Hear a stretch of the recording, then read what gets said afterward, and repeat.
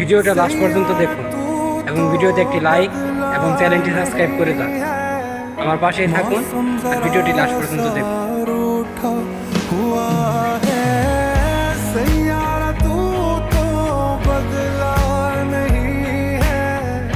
मौसम जरा सा रूठा हुआ